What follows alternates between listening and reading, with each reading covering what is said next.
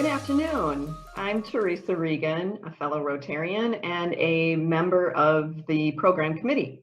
I want to welcome you to the snack program offered by the Rotary Club each Thursday at noon. The snack, as you may know, is different than our Tuesday programs as there is a little less to it. You'll find that it's less formal than the Tuesday program. We don't have an invocation or the Pledge of Allegiance or any club business. It'll last about 30 minutes. And of course, you can always still count on high quality programming and content just like today. Typically, we will feature a member of Rotary or a Rotary connected organization with ideas pertinent to how we are living today. Today, we will hear from our fellow Rotarian, Lilith Fowler. Next week, please tune in at noon on Thursday to hear from John Johnson, a research fellow with the Marquette University Law School. He'll discuss his recent research on how the number of owner-occupied homes in Milwaukee has fallen by 15,000 as landlords from outside Wisconsin have flooded the rental market. For today's presentation, please submit your questions via the chat button at the bottom of your screen. I'll keep an eye out for them and share them with Lilith once her planned remarks are complete. As I mentioned, this is intended to last about 30 minutes. But sometimes the audience has more questions than can fit into that time. About 12:30, we'll close the regular meeting, and then Michelle will make an adjustment to the format, and those of you who'd like to stay and chat more with Lilith are welcome to do so. Now it is my pleasure to introduce Lilith Fowler, Executive Director of the Harbor District. Lilith. Thank you, Teresa.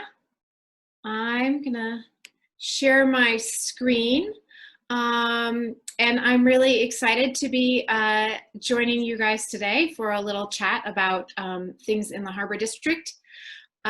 We have, let me just figure out my controls here.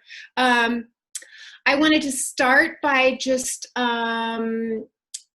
stepping back a little bit and making sure everybody knows what we're talking about when we talk about the Harbor District. We created Harbor District Inc., the nonprofit organization, about 6 years ago to look at this area, kind of Milwaukee's old industrial waterfront, our working waterfront. So that's what you see in the yellow boundary there. It's kind of the eastern edge of Walker's Point and the near south side, and the northern edge of Bayview. So we took all these different edges and waterways and put them all together and gave it a name, the Harbor District, and then we created a nonprofit organization which really serves as a convener and a place to bring together all the different interested parties who saw this as a fantastic opportunity for the city and a really special and unique place. So today, my plan is just to talk to you quickly about some exciting new things that we've got going on, things that have been in the news recently, and then to leave a good amount of time for questions. So if people do want a little more backstory or to go in depth to some specific things, I'm happy to talk about that as long as people are interested. So with that, I'm just going to dig in. We had 2 projects this spring that we're really excited about and that garnered some local media and other attention. The first was the extension of Milwaukee's Riverwalk system, and the second was a trash collector. The Riverwalk was one of the key recommendations that came out of the water and land use plan that Harbor District worked on with the city of Milwaukee over the course of 2016 and 2017.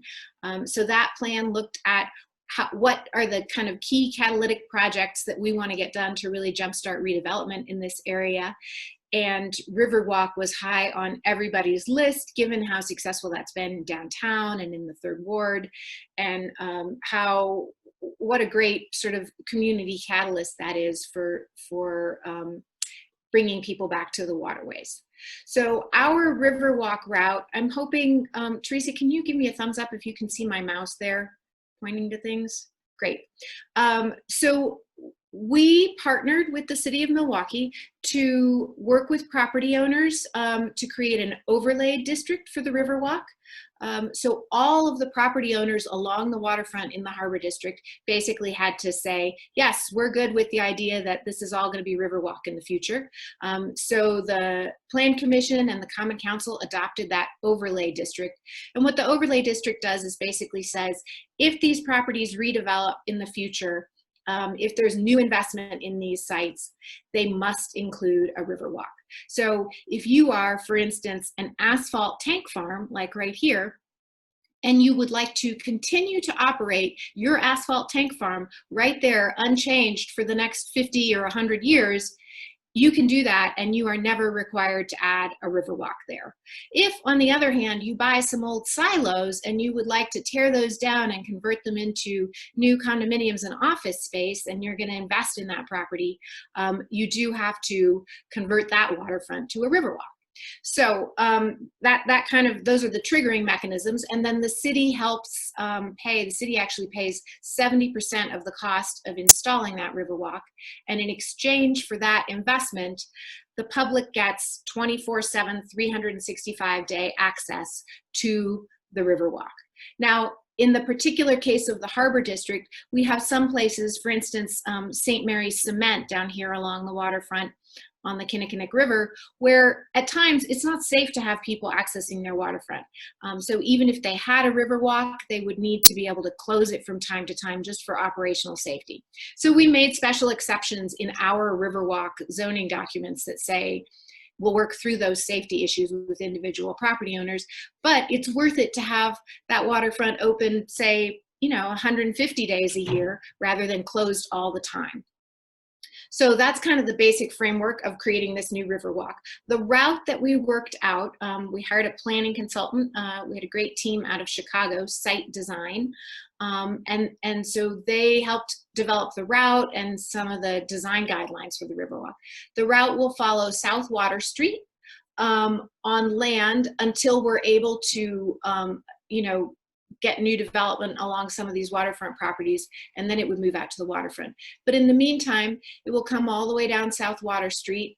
It will jog around this asphalt tank farm. We're hoping to be able to make a little connection here, just kind of a smaller path, but the primary route may follow, this is the Kinnickinnic River Trail that goes along the railroad there. So we may follow that, come out Greenfield Avenue. Here's the School of Freshwater Science. This circle here is the first new access point on the waterfront, which is Harbor View Plaza. That's Harbor District's own new public space where we have held a lot of public events in the last year since we opened it. So that's there at the end of Greenfield Avenue. Then the Riverwalk follows the new Komatsu development south. We're still trying to figure out how we're going to get over or across these railroad tracks right there. We continue south. We have the little funky jog to figure out around KK Avenue and some railroad bridges. And then we follow the entire Kinnickinnic River as far south as Lincoln Avenue and come back up along the other side of the KK River all the way up to what will be the new Grand Trunk wetland area. So that's another exciting project. We have about $3 million from EPA to restore this small, it's about 6 acres of wetland in here. So that'll kind of be one terminus of the Riverwalk and a destination point for people. As that Riverwalk develops, we're excited to see some of the first new projects come online. If you have driven south lately on 94, you will have seen the Michaels development going up. That is I think it's a 10-story glass office tower that has just been shooting up over the last few months. And they will be completing, as part of their new development, they will be completing the very first section of our new Riverwalk. So it's basically a 2-block stretch going from the intersection of the river with the Beecher Avenue Bridge all the way over to where the river meets the Kinnickinnic, or sorry, this is South First Street Bridge. So we're excited to see that come online, and they have plans for a restaurant with seating out on the Riverwalk, which will be really fantastic. You may recall this as the site of the Horny Goat Brewery, which closed a couple of years ago, 3 years ago, I think. I mentioned we hired site design out of Chicago to work on design guidelines for the project. So basically we require property owners to meet certain guidelines. They need to, in the same way that when you landscape a property or you put up signage, there's guidelines in terms of what you do. And we had previously in the Harbor District worked with Rotary member Pat Algiers to develop some kind of branding guidelines for the Harbor District. And so she came up with this fantastic gritty green reel concept to describe what really the essence of the Harbor District is.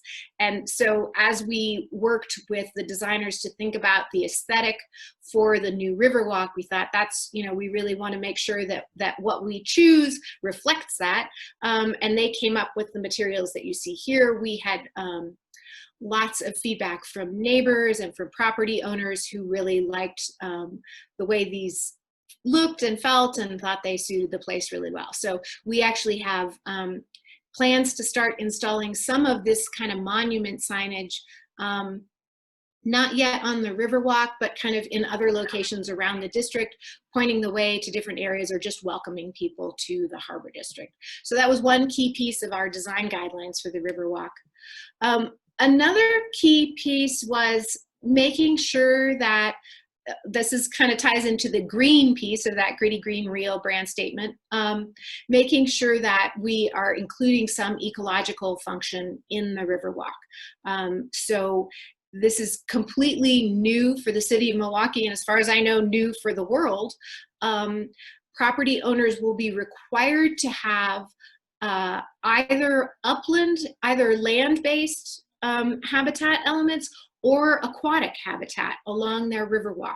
So we recognize that aquatic habitat is perhaps more complicated and more costly, but so we sort of said, you know, if you do an aquatic habitat, you're out of any requirements for terrestrial habitat. But otherwise, you have to do native plantings. We have ideas like bat boxes that could be installed on people's buildings. So we provide a lot of suggestions for what people can do. And the Business Improvement District in the Harbor District is going to help people maintain those spaces once they're installed. But we recognize that waterways and waterfront, in the same way that they really draw people, they really draw all kinds of life. So we know that we see a lot of bats, we see dragonflies. It's a great place for birds because it's a great place for insects, so there's a lot of food for birds. It's obviously a place that's important for fish, and in particular, we know that there's really nice habitat in Lake Michigan, and there's really nice habitat upstream on all of our rivers where we've done great habitat restoration projects, but fish have to get through the inner harbor to get there. So we're working on trying to make that a more hospitable environment. The other thing we are requiring is some stormwater management so that people aren't, for instance, pouring salt onto their Riverwalk stretches and then having all of that salt run straight off into the river when it rains, because we know that's not healthy for water quality or for the species that live in and around the river.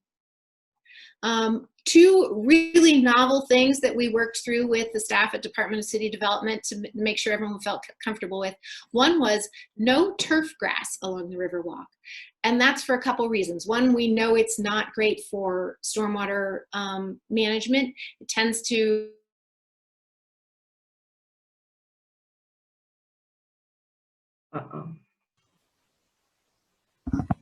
Lilith, can you hear us? Time. Sorry? You cut out a bit there. Okay, sorry. Am I good now? I'll turn my camera off for a second. How do I do that? Oops, not letting me do it. Here we go.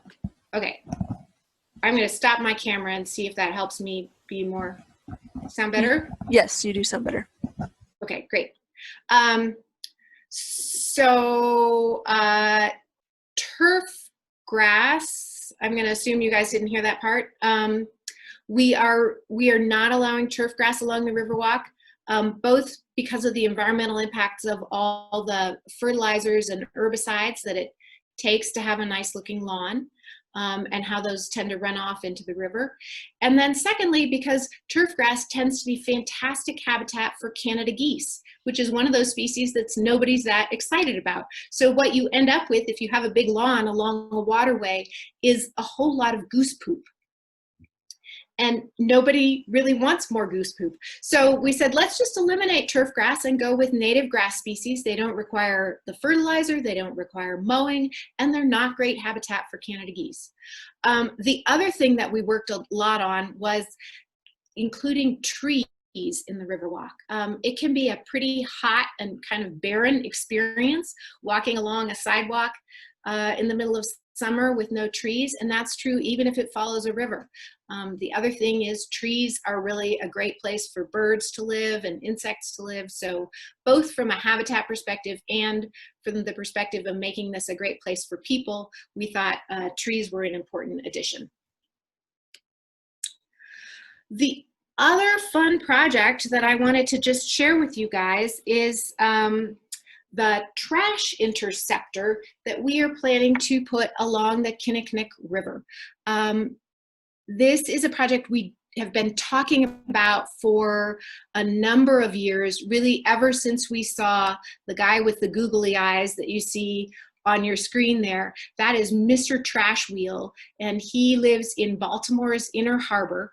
And if the picture unfortunately came out a little grainy at this size, but you can see there's two booms that stretch along the river, and they go up to a conveyor belt, and that conveyor belt is driven by this water wheel, which is in the current, or when there's not enough current, they have some solar power that provides a backup. But basically the trash ends up on this conveyor belt, which drops it into a dumpster. And then they pick up the dumpster and they take all that trash away. So here you can see the aerial view of all the trash that's been captured by those booms getting funneled into the device and then dumped into that dumpster. So having worked on the Inner Harbor and seeing all the trash that washes by coming down the Kinnickinnic River, which is really our most urbanized watershed, and heads straight out into Lake Michigan, we thought this could be a fantastic thing to add to Milwaukee's clean water arsenal. So we have a property located at 4th and Beecher that's owned by MMSD and is located right along the waterfront, just above where the part of the waterway that's open to navigation by boats ends. So we're not interfering with any boat traffic. And just last month, Harbor District was awarded a $500,000 grant from US EPA to start building this device and get it installed. So we're really excited to get working on that, both from the perspective of actually capturing all that trash, which of course is really important, but also from the perspective of what a great education device this can be for our community to talk about, not just trash, but all the other impacts of things that run off of our land and into our waterways. So Mr. Trash Wheel has done a fantastic job of really engaging Baltimore's, the people of Baltimore in thinking about water quality through this vehicle of thinking about the trash. You can see they've got the Mr. Trash Wheel plush toy. They've got multiple, at this point I think they have 3 or possibly even 4 different trash wheels, one of which was completely crowd-funded. So they've really found that people have embraced the idea, and they've got a live cam where you can watch what trash is washing up and all kinds of great things. Here in Milwaukee, we have the Leonard Skimmer. That's the trash skimmer run by MMSD. So we're thinking we'll need a naming competition, and it's going to be, of course, hard to top Leonard Skimmer, but we'll do our best. And you may wonder, frankly, why, if we have this trash skimmer boat, we need also a stationary trash interceptor device. The boat requires a crew of at least 3 people. You can see 3 people on this picture out there now, to drive around and pick up trash. So if you imagine, it needs to drive up to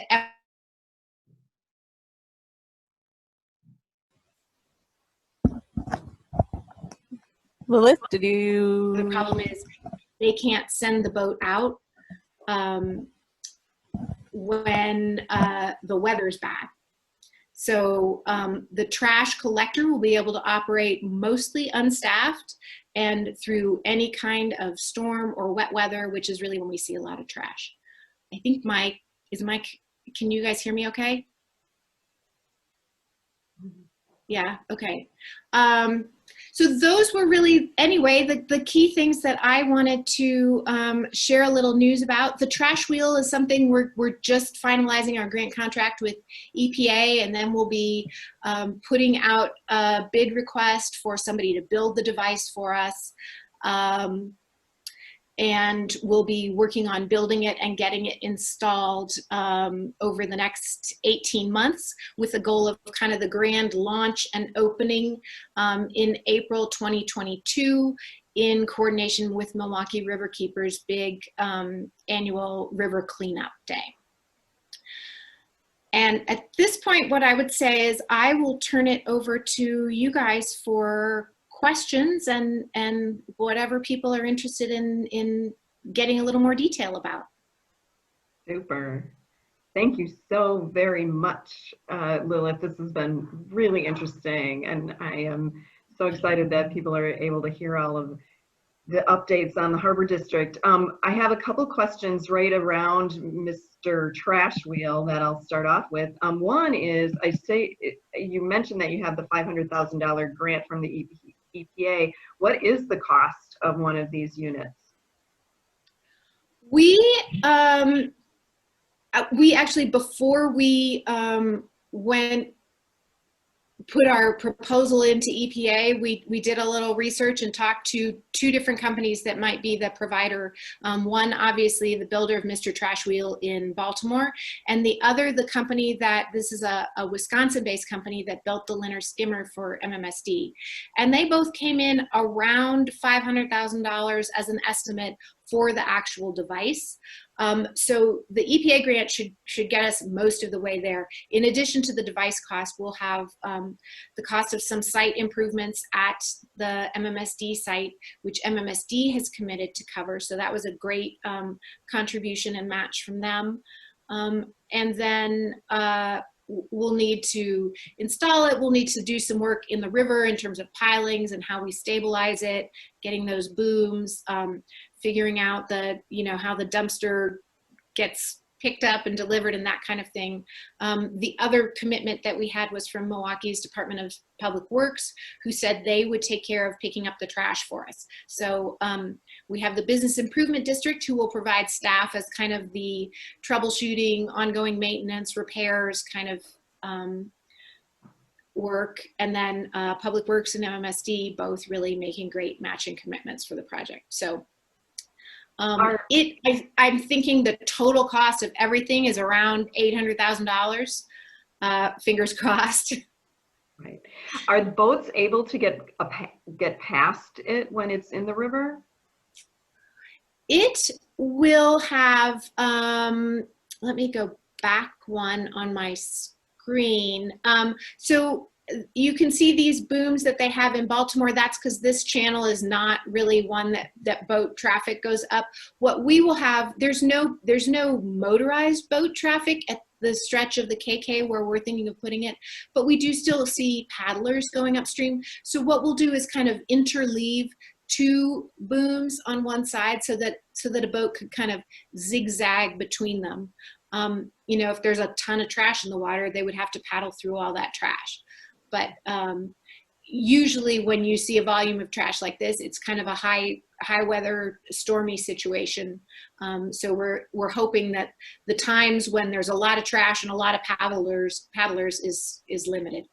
Okay. Darren asked, has the Harbor District looked to the ocean cleanup group Interceptor, oceancleanup.com? We did see that new Interceptor. That one actually is drives around. So it's more like the Leonard skimmer, but that's certainly a group that would have the capacity, I think, to build one of these. So our plan is to create a request for proposals and put it out far and wide, with the hope that, you know, the more proposals you get, the more you get one that's really going to be great. So we'll definitely include them in that request. Okay. Steve Chevalier says, I've seen another collector on the river. Who manages that? And also, what's happening with the Milwaukee River cleanup plans? So the other collector is that Leonard skimmer, right? And that is owned by MMSD, and then I think they contract the actual operation of it with Veolia. And then the port plays some also. It is, again, a big partnership of folks working together to keep that running. Trash cleanup. This year they're doing, you know, the kind of do-it-yourself trash cleanup. Hopefully by next April we'll be back to being able to do in-person events like that.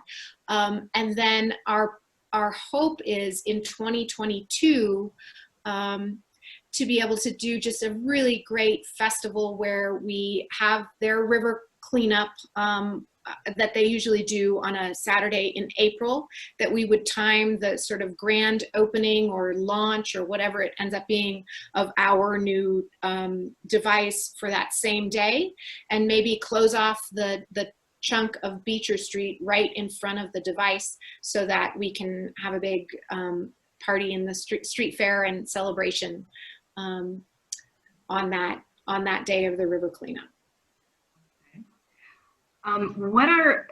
Let's see, Matson asked, what are other initiatives, development initiatives going on in the Harbor District besides the Michaels site?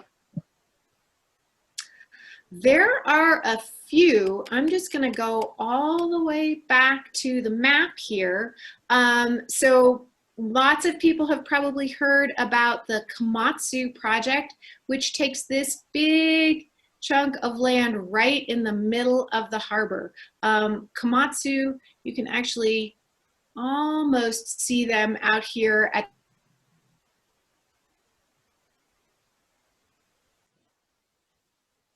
Uh-oh, froze up again. their mining divisions. So they'll be making huge mining equipment in that site.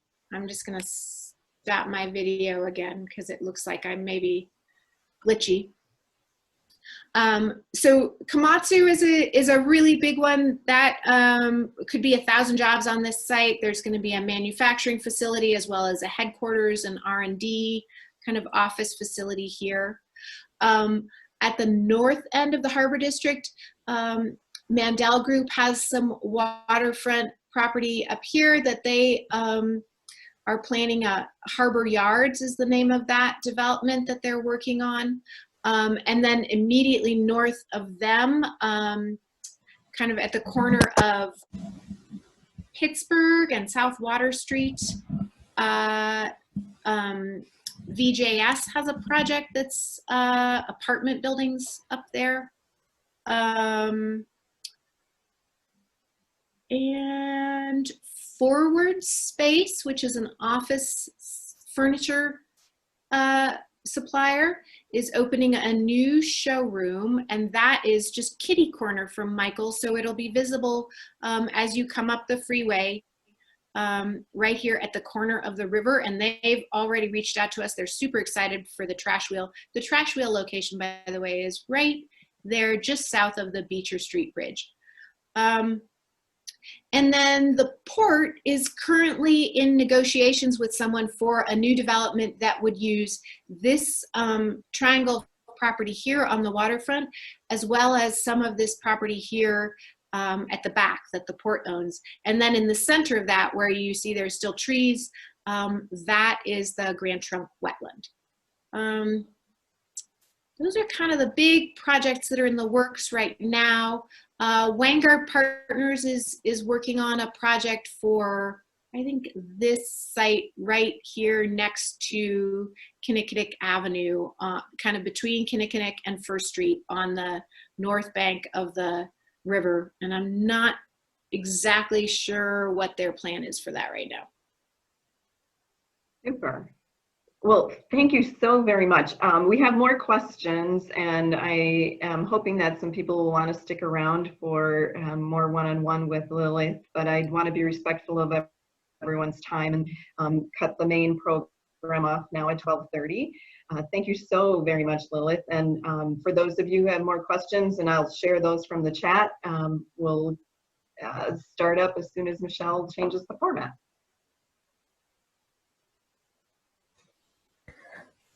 So if you'd like to stick around, I will be promoting